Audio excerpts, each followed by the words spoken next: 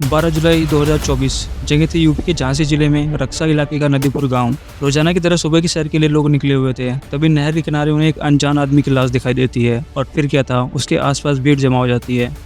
मामले की खबर पुलिस को दी जाती है और कुछ ही देर में पीसीआर मौके पर थी। लाश के पास जहर से भरी एक शीशी पड़ी हुई थी और बॉडी पूरी नीली पड़ चुकी थी। पुलिस कपड़ों की तलाशी लेती है तो जेब में पर्स के अंदर आधार कार्ड मिलता है। नाम लिखा था केशव जाटव और उम्र 45 साल। तो क्या किसी ने केशव की जान ली थी? उसके पास वो जहर की शीशी कैसे आई? और अगर ये मर्डर नहीं सुसाइड था तो बॉडी के पास से कोई सुसाइड नोट क्यों नहीं मिला? इन सभी सवालों के जवाब आपको आगे वीडियो में मिल जाएंगे और वीडियो को एंड तक देखना, क्योंकि आखिरी 30 सेकंड्स में I have given some suggestions from my side which will definitely help you in your life. तो फिलहाल देरी नहीं करते हैं, लेट्स बिगिन।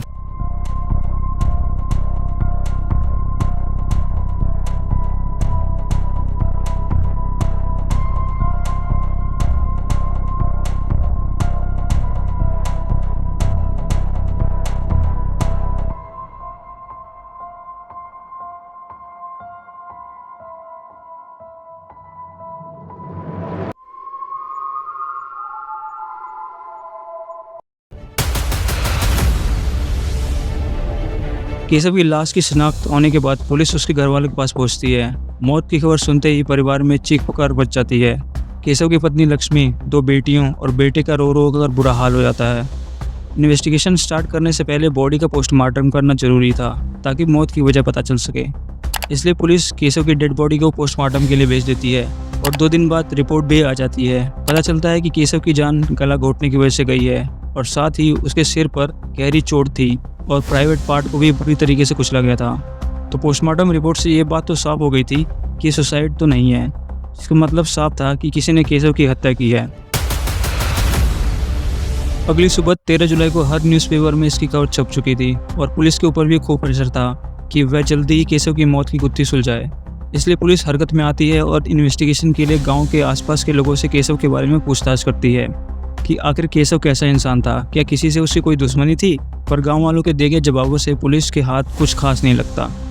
4 दिन बीत चुके थे और अभी भी पुलिस क्लूलेस थी। उधर केशव की मौत की खबर सुन फैमिली अभी भी सदमे में थी, लेकिन पुलिस को कोई सुराग न मिलने के कारण उनके पास फैमिली से पूछताछ के अलावा कोई चारा नहीं बचा था। नतीजा ये था कि अगले ही घंटे पुलिस की वैन केशव के घर पर पहुंच चुकी थी। सभी घर वालों से एक एक कर पूछताछ की जाती है। सभी यही कहते हैं कि उन्हें कुछ नहीं पता, ये सब कैसे हो गया। पूछताछ चल ही रही होती है कि तभी एक पुलिस ऑफिसर की नज़र केशव की 9 साल की बेटी पर पड़ती है।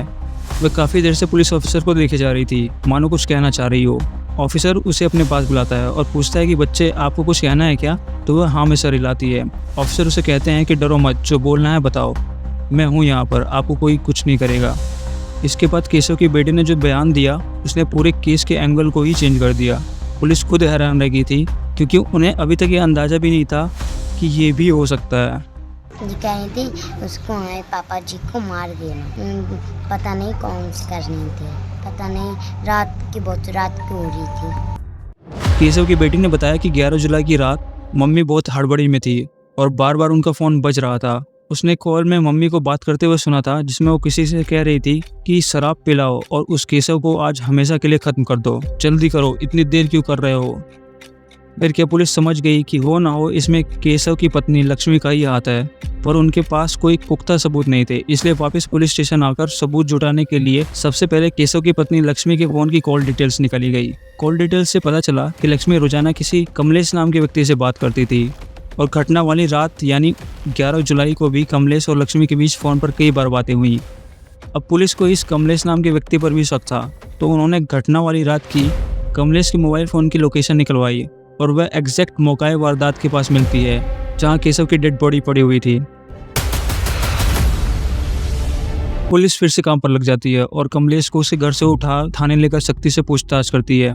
कमलेश पहले तो सच्चाई बताने में कतरा रहा था, पर थोड़ी ही देर में वह टूट जाता है और रोते हुए सब कुछ बता देता है। वह कबूल कर लेता है कि उसने ही केशव का गला घोटा था, पर इस हत्याकांड की पूरी साजिश केशव की पत्नी लक्ष्मी ने रची थी। फिर क्या था, केशव की पत्नी को तुरंत गिरफ्तार कर पुलिस थाने ले आई और लक्ष्मी ने जब कमलेश को वहाँ देखा तो उसने भी अपना जुर्म कबूल कर लिया। पूछताछ में उसने सारी कहानी बयां कर दी। उसने बताया कि कमलेश केशव का दूर का रिश्तेदार है और अक्सर उसका घर पर आना जाना रहता था। करीब 5 साल पहले कमलेश और उसके बीच दोस्ती हो गई। ये दोस्ती जल्दी प्यार में बदल गई। दोनों चोरी छुपे मिलने लगे थे। करीब 2 महीने पहले ही केशव को उनके रिश्ते के बारे में पता चल गया था और इसलिए उसने कमलेश को घर आने से भी मना कर दिया। लक्ष्मी आगे कहती है, केशव अक्सर शराब पीकर उसके साथ मारपीट करता था और वह इस नर्क से निकलकर कमलेश से शादी करना चाहती थी, पर केशव उनके प्यार के बीच में रोड़ा बना हुआ था। इसलिए उसने केशव को रास्ते से हटाने के लिए एक परफेक्ट प्लान तैयार किया। मर्डर की प्लानिंग का आइडिया उसे टीवी सीरियल क्राइम पेट्रोल से दिख कर आया था और चूंकि इस प्लान को अंजाम देना थोड़ा रिस्की था, इसलिए कमलेश ने अपने ममेरे भाई रवि को भी इसमें शामिल कर लिया था। प्लान को अंजाम देने के लिए उन्होंने 11 जुलाई को चुना, क्योंकि 11 जुलाई को कोटगांव में केशव के साले की बेटी की शादी थी। शादी का निमंत्रण केशव के अलावा कमलेश और रवि को भी आया था और यही मौका उनको केशव की हत्या के लिए सबसे अच्छा लगा। सबसे पहले कमलेश ने क्या किया कि उसने केशव को शादी में चलने के लिए राजी कर लिया। इसके बाद केशव और कमलेश दोनों बाइक से साथ में कोटखेरा गांव के लिए रवाना हो गए। शादी में पहुंचकर बारात चढ़ने तक केशव और कमलेश एक साथ थे। फिर कमलेश ने केशव को शराब पीने का न्योता दिया। अब केशव शराब का शौकीन तो था ही, तो पार्टी के लिए वो सुनते ही तुरंत राजी हो गया। इसके बाद शराब पिलाने के बहाने कमलेश अपनी बाइक पर केशव को बिठाकर नहर की तरफ ले गया। रास्ते में उसने अपने ममेरे भाई रवि को भी बाइक के पीछे बैठा लिया। अब क्या था, तीनों नहर के किनारे बैठकर शराब पी रहे थे। इसी बीच कमलेश ने चुपके से केशव की शराब में जहर मिला दिया।